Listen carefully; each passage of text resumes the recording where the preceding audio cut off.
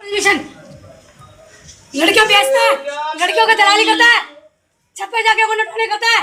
डल्ला तू मर गया, मर गया तू, मरा ही तो नहीं तू, मर जाता तो अच्छा था, तेरी लाश निकल जाती तो अच्छा था। मरवा देगी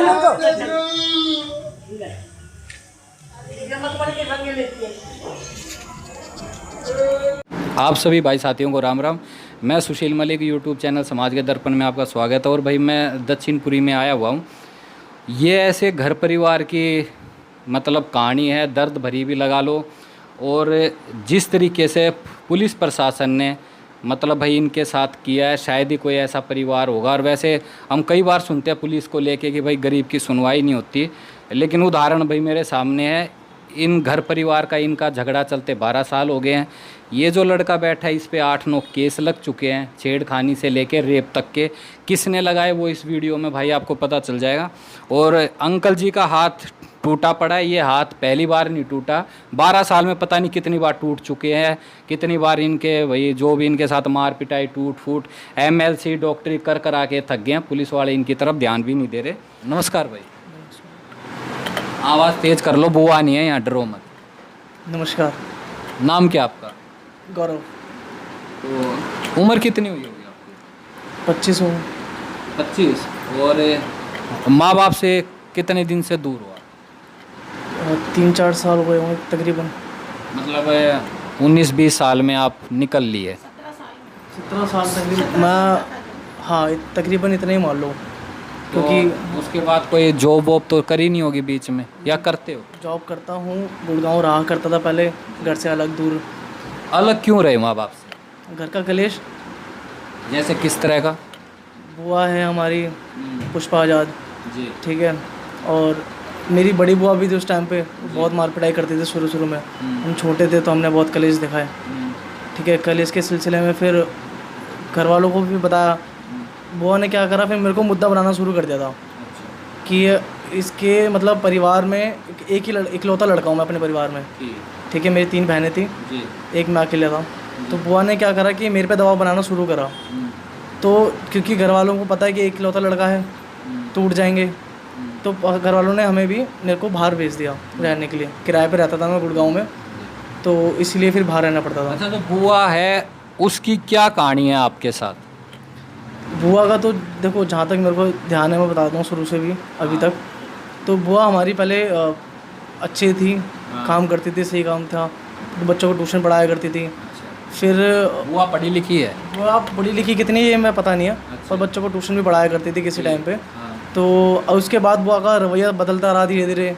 घर देर से आना, नहीं भी आना, रात भर नहीं आना, ठीक है। तो फिर इनका रवैया ऐसे बदलता रहा। फिर एक किन्नर के साथ बैठने लगी, किन्नरों के बीच में उठना बैठना। तो किन्नर हमारे घर भी आया करते थे, उनको लेकर के आया करती थी। अच्छा, मतलब आप लोगों से मिलवा रखा था कि ये किन्नर जैसे एक फ्रेंड के तौर पे अपना घर दिखा देते हैं। आपके घर तक आना जाना हो गया था? घर तक आना जाना हो गया था। तो पापा जी ने उस पर ऑब्जेक्शन उठाया। अब किसी की बहन अगर किन्नर के साथ घूमेगी तो देखो समाज में कुछ तो फ़र्क पड़ेगा ही पड़ेगा। और उस टाइम अनमैरिड भी थी? अनमैरिड थी। और फिर बात ये नहीं कि किन्नर के साथ घूम रही हैं, बात ये है कि उनका व्यवहार बदल गया था। दारू पीनी। व्यवहार किस चीज़ का? दारू पीनी, गाली गलौज करना, जिद करनी, अपनी जिद करनी, ठीक है। एक दफ़ा का ये बात याद है मेरे को, मम्मी पापा गांव गए हुए थे। तो गांव में हमारा है घर। तो बुआ ने यहाँ अपने घर पे ही किसी बात पे, मुझे याद नहीं क्या बात थी, पर बुआ ने धमकी दी थी कि मैं मर जाऊँगी। और मट्टी का तेल, उस टाइम पे मट्टी का तेल हुआ करता था, मिल जाता था। तो मट्टी का तेल पूरा छिड़क लिया था अपने पे और कहा था मैं आग मर जाऊँगी। उस टाइम तो ये था सिलसिला कि पापा ने बुआ की शादी की बात चला रखी थी घर पे। तो बुआ ने मना कर दिया, मैं शादी नहीं करूँगी। तो पापा ने पूछा क्यों नहीं करेगी भाई, कि मेरा मन ही नहीं करता लड़कों से शादी करने का। अच्छा, मतलब इच्छा ही ख़त्म हो गई? इच्छा ही खत्म हो गई। अब मोटा मोटा ये बताइए कि आप पर बुआ ने या दादी ने किस तरीके के केस लगा रखे हैं, जो अपने घर से माँ बाप से आप दूर घूम रहे हो, छुपते हुए रह रहे हो? सर देखो, बुआ दादी का तो मैं बताता हूँ, दादी का बुआ बेस लेके चल रही है। अच्छा। बुआ क्या करती है, थाने में जा कर के, कोर्ट में जा कर के बोल देती है कि मेरी बूढ़ी माँ है, मेरी बूढ़ी माँ को मारते हैं, मेरे को मारते हैं। मार पिटाई की एक तो ये हो गया। दूसरा गंदे इल्ज़ाम जैसे कि फ़िज़िकल असॉल्ट, बुआ की तरफ से? बुआ की तरफ से। जबकि छेड़खानी तो छोड़ो, मैंने आज तक बुआ को गाली नहीं दी होगी। फिर बुआ जब लड़कों में इंटरेस्ट नहीं है तो वो इस तरीके के केस क्यों लगवा रहे? हमें नहीं मालूम सर कि उनकी बुद्धि कहाँ मलिन हो चुकी है, क्या वो हमसे चाहती है। पर इतना पूरा सच है कि वो हमारे पीछे पड़ गई है। या तो हमें घर से, या तो प्रॉपर्टी के चक्कर में उनका कोई चक्कर है, या किसी के बहका में आकर के वो सब काम कर रही है। हमें नहीं मालूम ये कि वो सब क्यों हमें इतना तंग कर रही है। 12-13 साल हो गए हमें परेशान होते होते, पुलिस कोई कार्रवाई नहीं करती हमारे। दूसरा ये पूछना चाहूँगा भाई, अगर वो किन्नर समाज से जुड़ी हुई है तो और मतलब किस तरह की एक्टिविटी है जिन पे तुम्हारा शक है या तुम्हें पता हो या कोई चीज़ आपके सामने आई हो? देखो किन्नर से तो किन्नर समाज है, और जो दूसरे तरीके के ट्रांसजेंडर्स होते हैं वो हमारे घर में आते जाते रहते हैं। बुआ का घर हमारा घर से बगल वाला घर है, ठीक है। एक पोर्शन हमारा है और बगल में ही बुआ का है। तो हमारे घर में CCTV लगा हुआ है। कलेशों को देखते हुए, क्योंकि पुलिस वाले हमारे लिए कुछ बात नहीं करते थे, तो हमने CCTV लगाया था ताकि CCTV की फुटेज जो है मान्य होती है, ठीक है। तो CCTV में सब कुछ रिकॉर्ड होता है कि घर में कौन आ रहा है, कौन क्या रहा है। बोतलें बाहर रखी जा रही हैं दारू की, नशे हो रहे हैं, ठीक है। तो जो ट्रांसजेंडर्स लोग होते हैं वो अलग से ही पहचान में आ जाते हैं कि उनका जो अपने वो बदलवा देते हैं। हाँ, जिनकी सर्जरी हो जाती है वो अलग से दिख जाते हैं, जिनकी ग्रोथ होती है। तो उस तरीके के लोग घर में आ रहे हैं, बातें हो रही हैं, चिल्ला चिल्ली हो रही है। तो बुआ का शो, मतलब ये जब लोग इकट्ठे हो जाते हैं ना, तो इकट्ठे होते हैं तो शोर मचता है जी। तो उनकी घर की बातें हमारे घर तक आ जाती है आराम से। तो वहाँ पे कई बार दफ़ा ये समझ में आया कि किसी NGO से जुड़ी हुई है जो इनकी सहायता करती है। इन लोगों को सर्जरी का प्रोसीजर या मेडिसिन, मतलब कहीं ना कहीं जो युवा हैं, लड़के लड़कियां हैं, उनको कहीं ना कहीं इस तरीके की चीज़ में चेंज करवा के एक मोटा पैसा कमाना, वो इस तरीके की चीज़ हो सकती है। देखो ब्रेन वॉश कर देती हैं। अच्छा। सामने वाले बंदे का चाहे उसको इंटरेस्ट हो चाहे ना हो, उसको ब्रेन वॉश करके उसको कन्वर्ट कर देती हैं। फिर उसको ट्रीटमेंट या सर्जरी जो भी उसके अकॉर्डिंग होता है उसको सजेस्ट करती हैं। तो आपकी जो बुआ है उसको लेके क्या लगता है कि वो लड़का है या लड़की है?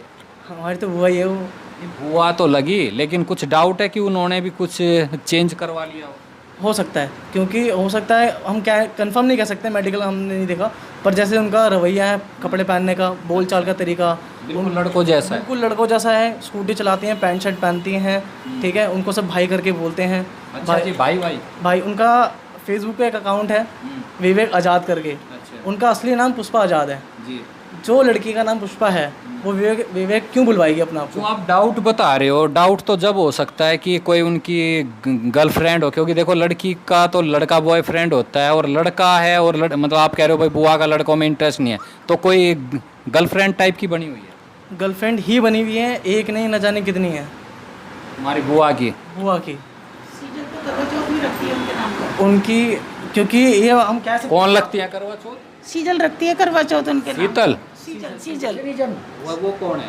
उनकी गर्लफ्रेंड। उनके नाम के दिल वो जो छापती हैं, स्टेटस लगाती हैं। कौन छापती है? सीजन। पुष्पा, हमारी बुआ जो है उसके नाम का। जैसे लड़के छापते नाम लिखवा लिया। बिल्कुल। क्योंकि मैं बता तो रहा हूँ, क्योंकि एक तो ये सोशल मीडिया हो गया जो हो गया, ठीक है। मतलब ये चीज़ें सोशल मीडिया पे ओपन है। थोड़ा कुछ दिखा सकते हो? उनकी आईडी पे अच्छा, आईडी पे। हाँ, आप एक काम भाई देखो, नेक्स्ट टाइम मैं सारी चीज़ें दिखाऊंगा, लैपटॉप में भी है ये। थोड़ा वो फोटो वीडियो दिखा दो ना। फोटो हम अपने फ़ोन में रखते नहीं रखते? बुआ से डर भी लगता है ना? डर भी है, फिर वो कुछ इल्ज़ाम लगा दे किसी तरीके का। और भाई देखो, सबसे बड़ी चीज़ है कि देखो 8-9 केस लग चुके हैं, बलात्कार, छेड़खानी, जो भी है। माँ बाप टूटे फूटे पड़े हैं, 12 साल से झेल रहे हैं। तो भाई मेरे को भी डर लग रहा है कि पता नहीं अब इस वीडियो के बाद इनका दोबारा क्या होगा नहीं होगा। बाकी ह्यूमन राइट्स है भाई, पुलिस वालों से मिले, वो आपने वीडियो 3-4 दिन पहले देख ली थी।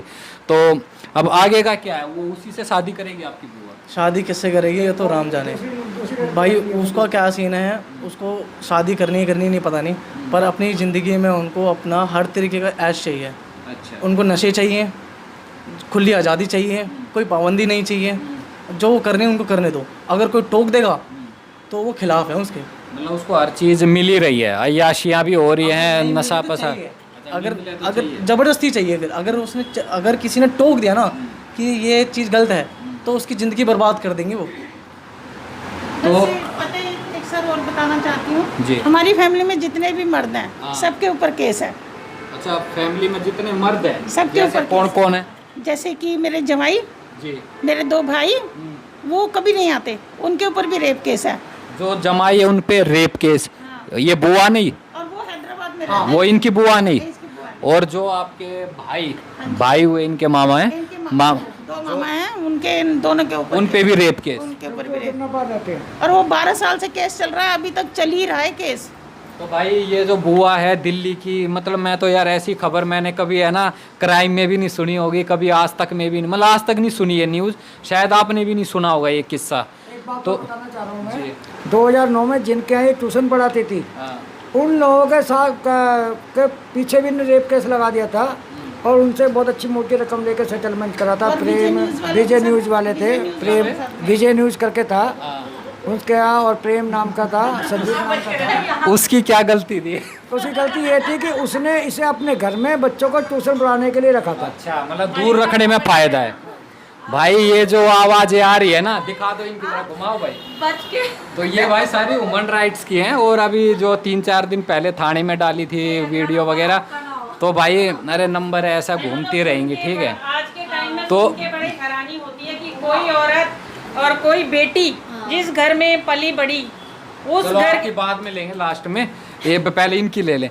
तो भाई सबसे बड़ी चीज़ है ना, तो अगले ने अपना भतीजा छोड़ा, ना इन्होंने इनका जीजा छोड़ा, ना इनके मामा छोड़े, और बाकी जो ट्यूशन व्यूशन पढ़ाते थे ना वो छोड़े, मतलब गिनती कुल मिला के 8-9 लोगों ने रेप किया, और वो भी ऐसी ने रेप लगाया जिसका इंटरेस्ट ही लड़कियों में है, लड़कों में ही नहीं है।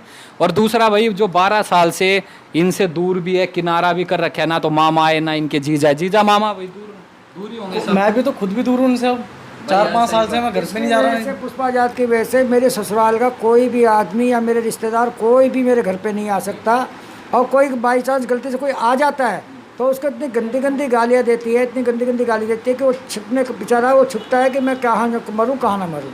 जो पुलिस प्रशासन से आप क्या लोग चाहते हो? हम चाहते हैं पुलिस प्रशासन निष्पक्ष रूप से कार्रवाई करे और जांच करे, अगर हम दोषी पाते तो हमें फांसी पे चढ़ा दे। और ऐसा होना मुश्किल है, वो जांच करेंगे निष्पक्ष, जहाँ इतनी जान पहचान है, उम्मीद है कि वो पुलिस से कुछ मिलेगा। नहीं, पुलिस वाला जो थाना प्रशासन है, जो पुलिस वाले हैं, वो कोई अगर बात भी करते ना बुआ के खिलाफ, कि अगर डांट दे तो उन पे उनके नाम पे ही एफआईआर हो जाती है। और जो आंटी है इनके साथ मार पिटाई और गाली गलौच जो है, लेकिन इनकी जो कंप्लेंट दर्ज होती है कोई एक्शन नहीं होता, लेकिन जब दूसरी पार्टी है जो इनके परिवार वाले हैं उनका एक्शन फटाफट हो जाता है। क्यों होता है ऐसा, भाई क्या कहानी है वो इनसे जानते हैं। नमस्कार आंटी जी, आपका नाम? सुनीता, आप कहाँ रहते हो? दक्षिणपुरी। जी। इस मामले को चलते कितने साल हो गए? 12-13 साल हो गए। तो जब से ये घटना हो रही है आप लोगों के साथ, ये घटना कर कौन रहा है, कौन कौन है? ये हमारे पड़ोस में ही हमारे अपने ही रहते हैं, जो कौन मेरी कौन नंद है? है अच्छा। और एक अम्मा है, अच्छा। और थोड़ा स्वास्थ्य कैंप में मेरी जिठानी जेठ, जी। उसकी 2 बेटे बहुएं, एक बेटी। जब भी कभी ये लड़ाई झगड़ा करते हैं फ़ौरन उनको फ़ोन करके सबको बुला लेते हैं और सभी मिलजुल के हमारे साथ मार तोड़ करते हैं। हमारे घर का सामान तोड़ देते हैं, हमारा दरवाज़ा तक तोड़ रखा है उन्होंने। मतलब किसी का आना जाना नहीं है हमारे घर के अंदर, किसी को आने देने ही नहीं देती हैं, हर वक्त गाली गलौज है। तो जब भी झगड़ा होता है दोनों पार्टियों से क्या कहते हैं, दोनों पार्टियों से 100 नंबर कॉल भी होती होगी, दोनों तरफ से कंप्लेंट भी दर्ज होती होगी, तो एक्शन आपकी तरफ से लिया जाता है या उनकी सुनवाई होती है? उनकी सुनवाई होती है, हमारी कोई सुनवाई नहीं होती। ऐसा क्यों लगता है? ऐसा पता नहीं, मैं क्या बताऊं, उसका थोड़ा सा पहचान है। किस तरह की पहचान है? वो किसी संस्था से जुड़ी हुई है और वो ऊपर से फ़ोन करा देती है और कुछ संस्था के लोगों को लाके थाने में खड़ा कर देती है। तो हम बोलते हैं कि हमारी क्यों नहीं सुनवाई हुई, तो एसएचओ तक ने कहा कि वो संस्था वालों को लेके आ गई थी, तो हमें ये एक्शन लेना पड़ा। मैंने कहा उसकी टांग नहीं टूटी हुई, आपने उसके ऊपर प्लास्टर देखा है, वो कहाँ से प्लास्टर लगवा लिया उसने? तो उसने कहा कि संस्था वाले लेके आई थी, उन्होंने हमारे पर प्रेशर डाला, हमें ये काम करना पड़ा। तो कहीं ना कहीं आपके आगे पीछे कोई नहीं है, तो आप ही को मतलब उठा के आप ही के मतलब आपके साथ टूट फूट कुछ भी हो तो कोई सुनवाई नहीं है। नमस्कार सर। नमस्कार जी। आपका नाम? रामचंद्र आजाद। आप हस्बैंड हो? मैं इनका पति हूँ जी। और पिछले 12 साल से हम लोग बहुत ज़्यादा सहन करते आ रहे हैं। जी एक तो सामाजिक बंधन जो होता है, माँ बहन करके लोग कहेंगे भाई माँ बहन की कोई लड़ाई हो रही है। मतलब आपकी माँ और बहन है वो? जी, माँ बहन, भाई है, बड़ा भाई है जी और उनके लड़के हैं। वो लोग अक्सर आके वारदात करते हैं। जी पुष्पा आज़ाद क्योंकि महिला मंडलों से और कांग्रेस की कोऑर्डिनेटर भी है ये, साथ में रामलीला जो चलती है उसमें ये सिक्योरिटी का काम करती है। कौन आपकी बहन? मेरी बहन पुष्पा। अच्छा, मतलब अच्छा रुतबा है, जान पहचान तगड़ी है। और साथ में ये जूडो कराटे की माहिर है, इसको इसने बेल्ट भी ले रखी है। कौन सी बेल्ट? Black belt? अब पता नहीं कौन सी बेल्ट लिया, बेल्ट ले रखी है मतलब माहिर है इसने। इन लड़ाई हाँ झड़ाइयों जी, में। हाँ जी, जी। बहुत माहिर है ये। शुरू से ही घर से बाहर रहने लगी थी, जिसकी वजह से इसने सामाजिक बंधन इसके ख़त्म हो गए। किन्नरों के साथ रहती थी, उनकी फोटो निकाल दो एक बार। बुआ किन्नरों के साथ रहती थी। किन्नरों के साथ रहने से इसने हमारे साथ बदतमीजी करना शुरू कर दिया और शादी करने से मना कर दिया। अच्छा, वहाँ से कहाँ जुड़ी है? किन्नरों से कब जुड़ी है? ये 2008-9 में ही किन्नरों से जुड़ गई थी। उसके बाद से इसने शादी नहीं करी? शादी नहीं करी, घर छोड़ के चली गई थी। पापा ने बड़ा दबाव डाला, मैंने डाला, तो मैं और पापा इसके दुश्मन बन गए। तो ये घर छोड़ के चली गई। पापा के एक्सपायर होने के बाद फिर ये मम्मी के साथ रहने लगी। तो ये जब घर छोड़ के गई थी कितने साल बाद वापस आई? लगभग 1 साल बाद पापा जब ये एक्सपायर हो गए थे तभी आ गई थी ये, 1999 में। तो उसके बाद उन्होंने कोई शादी वादी नहीं, मतलब किन्नर से मिलने जुड़ने के बाद जब वापस आई उसके बाद जो शादी का इरादा वो ख़त्म हो गया? बिल्कुल ख़त्म हो गया। मैंने बड़े भाई से ही बोला कि भाई आप जो है इनको कैसे भी करके शादी करा लो, समाज की इज्जत का सवाल है। जी। लेकिन बड़े भाई ने तो कुछ भी नहीं कहा, बल्कि हम ही उसके दुश्मन हो गए। जब से ही इसने हमसे दुश्मनी ले ली।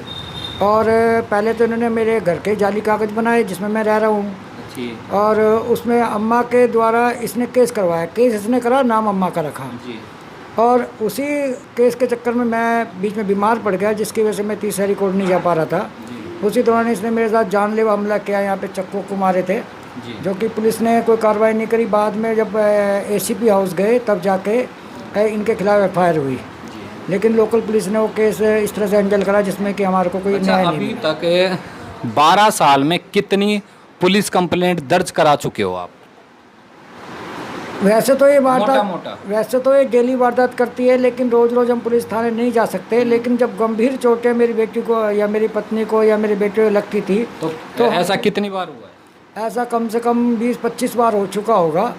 और उन सब की कंप्लेंट आपके पास? हमने कंप्लेंट भी करी है, और एक में इसने मेरी पत्नी को ही बहुत बुरे से मारा था। जी। और जब हमने कंप्लेंट करी तो पुलिस ने क्या करा कि क्रॉस कंप्लेंट कर दी, एक उसके नाम की भी झूठी कंप्लेंट कर दी। अच्छा। जबकि हमारे पास सारे सबूत CCTV के थे, तोड़ने के, इसको मारने के, इसके दांत टूटने के, जो पुलिस ने नहीं करा। उसके बाद इसने 2016 में ही फिर घर में तोड़ फोड़ करी। 27 नवंबर को तो हमने कंप्लेंट दे के गए, तो उसने मेरे बेटे के खिलाफ बहुत गंदी कंप्लेंट करी। हमने सबूत दिखाए, लेकिन मेरे बेटे को अरेस्ट कर लिया गया। बेटे के खिलाफ किस तरह की कंप्लेंट? इसी पर बहुत गंदी, जो कि मैं यहाँ पे बोल नहीं सकता हूँ, इतनी गंदी लैंग्वेज थी कि वो बुआ की तरफ से? बुआ की तरफ से, मतलब अपने ही भतीजे के खिलाफ? अपने भतीजे के खिलाफ। उसमें तो जज साहब भी उस कंप्लेंट को, लेडीज़ जज थी, तो वो भी आंखें चुरा रही थी, और हम भी शर्म के मारे दाएं बाएं देख रहे थे। और 541/16 कंप्लेंट थी, जो कि बाद में हम जीत गए कोर्ट के अंदर ही। उसके बाद इसने 1996 में केस करा इसके ऊपर, गौरव के ऊपर, जिसमें कि इसकी तरफ से ही गवाह वो मुकर गए हैं, वो भी हम जीत रहे हैं। और मतलब सर मोटा मोटा ये कहना है कि एक तो उसका रुतबा बहुत तगड़ा है, जान पहचान बहुत तगड़ी है, किन्नर समाज से वो मिली जुली हुई है, और मतलब कहीं ना कहीं उसको इतना सपोर्ट मिलता है कि पुलिस थाने वाले भी उसके आगे झुक जाते हैं, या फिर आपकी जो शिकायत पिटाई कुटाई जो होती है उसकी कोई सुनवाई नहीं होती? कोई सुनवाई नहीं होती, क्योंकि गैरकानूनी काम करती है, मकान खाली कराने का। ये बुआ जी? बुआ जी। तो लोकल बदमाशों के द्वारा ऐसा काम होता है, तो वहाँ से पुलिस थाने में भी पैसा जाता होगा, इसलिए प्रेशर बनता है। दूसरा, कांग्रेस के जो बड़े नेता हैं, उनके लिए ये जनता को जो है जुटाने काम करती है। तो भाई मैं दिखाना चाहूँगा, ये जो पूरी फाइलें बनी हुई हैं, ये इनकी जितनी भी कंप्लेंटें हैं पहले से लेके अभी तक, ये पूरी फाइल मोटी भरी पड़ी है। तो भाई इतनी ज़्यादा फाइल होने के बाद भी, शिकायत होने के बाद भी सुनवाई क्यों नहीं हो रही? वो अंकल आंटी की जो बात सुन ली आपने, जिस तरीके से मतलब ये फंसे हुए हैं भाई। जब किसी गरीब पे कोई दिक्कत आती है वो सबसे पहले भागता पुलिस प्रशासन के पास कि वही शायद मुझे बचाएगा।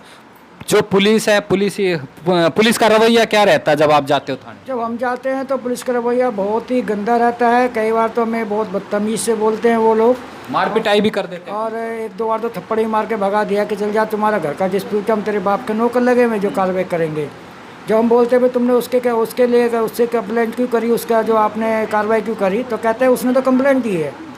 तो हमने कहा जी हमने भी तो कंप्लेंट दे कि आप जांच करो। कहते हम जांच नहीं करेंगे, कोर्ट में सबूत दिखाओ। अच्छा, ये जो आपका लड़का है ये आपके साथ रहता है अभी भी? अभी तो हम नहीं रहता, हमने साथ से अलग छोड़ रखा है क्योंकि इसके खिलाफ बहुत सारी कंप्लेंटें कर केस लगने से केस बनाए थे, 3-4 केस इसने बना दिए थे। तो हमने कुछ गली वाले ने बोला कि इसको अलग रखो क्योंकि इसकी ज़िंदगी ख़राब हो जाएगी, तो थाने चले जाएगा तो जेल चले जाएगा तो इसके लाइफ ख़राब हो जाएगी। चलो, तो भैया आपने जो बातें सुनी माँ बाप की, बेटे की, और जिस तरीके के जिस हालात से मतलब सारा कुल मिला के नज़र आई बुआ। अब बुआ को लेके जो ह्यूमन राइट्स से हैं, जो भाई गरीबों की हक की लड़ाई लड़ते हैं और जो काफ़ी सालों से काम कर रहे हैं, उनसे भी पूछते हैं। नमस्ते मैडम। नमस्कार जी, मैं रजनी गुप्ता जी। महिला ह्यूमन राइट से जी। और ऐसा केस मतलब मेरे को तो समझ नहीं आ रहा मैं किस वे में उस लेडीज़ की या पुष्पा आज़ाद नाम की जो है जी। आज़ाद का मतलब ये नहीं है कि पता नहीं किस टाइप की आज़ाद हो गई हैं, वो तो समझ से मतलब डेफिनेशन ख़राब है भारत की। और संस्कृति का तो मुझे उनका मतलब समझ नहीं आ रहा कि वो किस संस्कृति में कहाँ से क्या हैं आज के उसमें। अगर ये डेफिनेशन एक लेडीज़ की हो सकती है तो इससे अच्छा है कि नहीं होना, धब्बा है एक तरह से। मतलब आपको इतने साल हो गए होंगे, आपको कितने साल हो गए इसमें काम करते? मैं एक्चुअली समाज सेवा में 6 से 7 साल हो गए मुझे। ऐसा केस देखा है कभी? नहीं, ऐसा केस वही कह रही हूँ मैं कि ऐसा केस मैं पहली बार देख रही हूँ कि जहाँ एक लेडीज़ जो बच्चा जो लड़की परिवार में पली बड़ी और बड़ी हुई और वही अपने मतलब भतीजा, मतलब छोटा कहते हैं बेटा, हाँ, भतीजा बेटा होता है, माँ की तरह मानता है एक बच्चा अपनी बुआ को और बहन को, और वही बुआ जब उस बच्चे पर ऐसा इल्ज़ाम लगाती है तो उस बुआ की मानसिकता आप देखो कि किस सदी की है। बेटे को तो छोड़ो, जो उस बेटे के जो जीजा मामा थे उन तक भी पहुंची हुई है। बिल्कुल बिल्कुल, तो उनकी मानसिकता वही मुझे समझ नहीं आ रही है। वो शायद पता नहीं कौन सी मेंटेलिटी उन्होंने अपना रखी है या किस, ये तो क्रिमिनल माइंड कहते हैं ना, कि वो कुछ ऐसा प्रतीत होता है। हालांकि मैंने देखा नहीं उनको, लेकिन जो भी कुछ सुना या जो ये केस से बिल्कुल वीडियो देखी और जो ये केस से रिलेटेड देखा तो मुझे ऐसा ही लगता है कि कुछ क्रिमिनल माइंड टाइप का सी है उनकी। अच्छा, दूसरा ये कह रहे हैं कि 12 साल से जो ये खींचातानी चल रही है, दोनों तरफ झगड़ा होता है, 100 नंबर कॉल होती हैं, दोनों की कंप्लेंट होती है, लेकिन उनकी तरफ से कोई भी एक्शन नहीं। पुलिस की कितनी जिम्मेदारी मानते हो इस मामले में? पुलिस की देखो, पुलिस जनता की सेवा के लिए होती है, और इसी मामले में जब हम तक ये केस आया तो हमें इसमें हस्तक्षेप करना पड़ा। हम सब मेंबर यहाँ आए हैं और इनका हमने आज देखा कि कोई सुनवाई नहीं की। आज हमें थोड़ा सा उम्मीद है पुलिस वालों से, क्योंकि उन्होंने हमें आश्वासन दिया है कि इनकी बात सुनी जाएगी और इनके साथ न्याय होगा। अब हम ये देखेंगे आगे, हम पूरी नज़र बनाए हुए हैं इस केस पे, हमारी संस्था पूरी नज़र बनाए हुए है इस केस पे कि इनकी किस तरह से या कितनी मदद पुलिस कर पाती है, और उसके बेस पे हम आगे देखेंगे कि हम क्या एक्शन लेंगे। जो आपकी संस्था है, आप ये कोशिश करोगे कि जहाँ से वो जुड़ी हुई है, क्योंकि किन्नर समाज से भी जुड़ी है और जो NGO से भी जुड़ी है, जैसे कि बुआ के भतीजे ने बताया कि उसका कुछ दूसरे टाइप का भी सिस्टम चल रहा है, जो लड़के लड़कियों का जो जेंडर चेंज करवाने का होता है, उस पे भी थोड़ा सा आप पता करोगे कि भाई ये क्या है पूरा मामला। उसके लिए देखिए, पहले पुलिस अपनी कार्रवाई करे, ये इनका पारिवारिक मामला है। जब छानबीन शुरू होगी तो ये पुलिस का खुद कर्तव्य बनेगा और खुद उन सामने आएगा कि वो किस चीज़ से और किस मामलों से जुड़ी हुई हैं, या किन के उनके उससे ये उनकी इतनी हिम्मत है कि जो वो मतलब पुलिस को कुछ नहीं समझती, कानून कुछ नहीं है उनके लिए, वो हाथ तोड़ दें, किसी का पैर तोड़ दें, ये तो बिल्कुल कानून खिलाफी हुई। तो ये पुलिस का काम है, पुलिस अपना काम करेगी, कानून अपना काम करे, और हम ये इस पे बिल्कुल नज़र बनाए हुए हैं, और हम उसके बाद अपना वो देखेंगे कि हमें आगे कहाँ तक हस्तक्षेप करना है। नमस्ते मैम। नमस्कार, मैं कल्पना सिंह, दिल्ली प्रदेश महासचिव। जी ये बुआ भतीजा सीरियसली इतना पवित्र रिश्ता है, लेकिन एक बुआ ने इस रिश्ते को बिल्कुल तार तार कर दिया। अपने बेटे जैसे भतीजे पे इतने बुरे इल्ज़ाम लगाए, रेप केसेस, छेड़खानी, मारपीट। मतलब सीरियसली हमें शर्म आनी चाहिए कि मतलब इस तरह की हरकतें एक महिला कर रही है। और रेप केस एक पे भी नहीं, औरों पे भी हैं। वो जो लड़के का जीजा, मामा और जिसको ट्यूशन है, और मतलब और दूसरों पे भी, जहाँ मैंने जैसे कि उनके भतीजे ने बताया कि जहाँ वो ट्यूशन पढ़ने जाती थी वहाँ पे भी रेप केसेस लगाए। तो मतलब ये भी सुना है कि वो लेस्बियन है, लड़कियों में इंटरेस्ट रखती है। तो ये मतलब लड़कों पे रेप केस लगाने का क्या मतलब है? मतलब ये चीज़ मुझे समझ नहीं आया। सीरियसली मैं 10 साल से समाज सेवा कर रही हूँ, इस तरह मतलब मैंने केस आज तक मतलब देखा ही नहीं मैंने आज तक।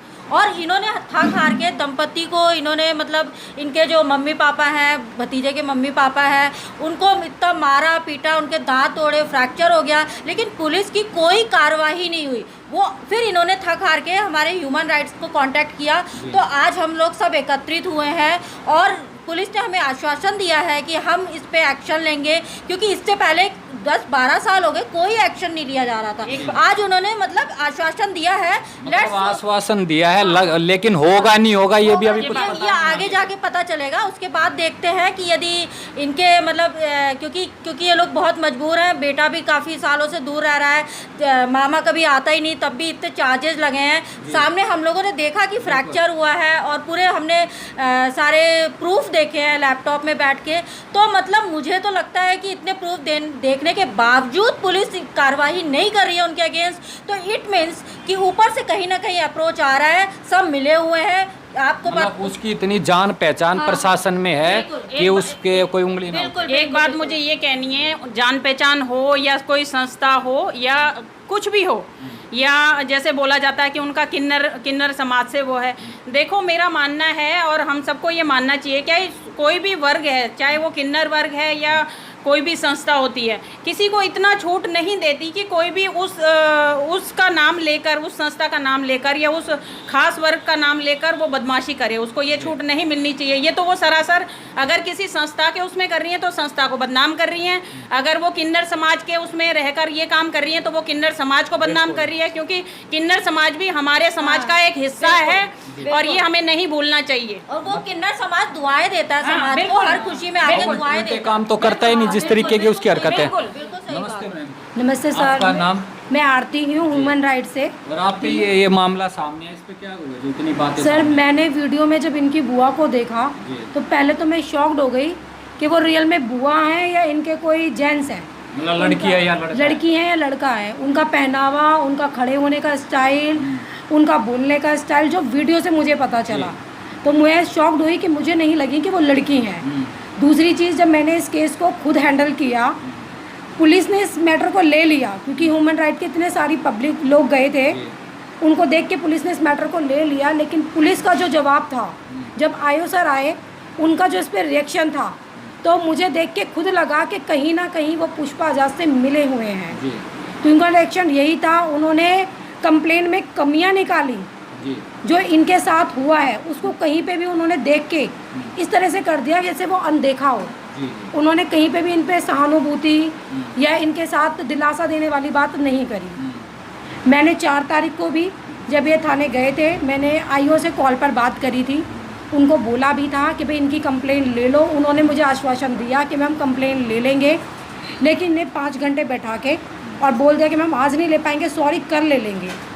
कहीं ना मैम ये पूछना चाहूँगा, कंप्लेंट लेना वो भी इतने सालों बाद एक तरफ है, लेकिन उस पर कुछ सुनवाई और एक्शन कब होगा? जो इनके इतने साल बर्बाद हुए, रेप केस लगाए और आदमियों पे भी लगाए, उसकी इंक्वायरी कहाँ तक जाएगी? सर हम इस पे पूरी इंक्वायरी करेंगे। जैसे बताया गया वो किसी संस्था से जुड़ी हुई हैं, और जब भी लड़ाई होती है तो वो संस्था के नाम की धमकी देती हैं। तो हम कोशिश करेंगे उस संस्था में जाके एक बार ये मैटर उछाला जाए, उनसे बात की जाए कि आपके संस्था का नाम इस तरह मिसयूज़ किया जा रहा है।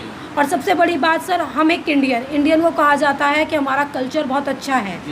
हमारे देश में जो नारी होती है उसकी रिस्पेक्ट की जाती है, और एक नारी ही अपने बच्चे भतीजा या बुआ, इनका रिश्ता एक माँ से भी बड़ा रिश्ता माना जाता है। एक बुआ अपने भतीजे के साथ एलिगेशन लगाती है कि उसने उसके साथ बदतमीज़ी की या मिसबिहेव किया, तो सर ये सिर्फ वो अपना नहीं, हमारा देश जिसे इंडिया कहा जाता है, उसकी और नारियों की भी इज्जत ख़राब कर रही हैं। चलो जी, तो भाई ये ह्यूमन राइट्स से मैम थी, इस केस को देख रही हैं, केस इनके पास आया हुआ है, कंप्लेंट दर्ज हो गई है, एक्शन, इंक्वायरी, छानबीन, ये सारी चीज़ें अभी बाकी हैं। क्या होगा आगे भाई अपडेट करते रहेंगे आपको, इस न्यूज़ से भाई अपना जो भी हमें खबर मिलती रहेगी आपके सामने लाते रहेंगे, और आगे जो भी ये इंक्वायरी करेंगे या अपनी छानबीन करेंगे, इनसे भी बीच बीच में संपर्क में रहेंगे।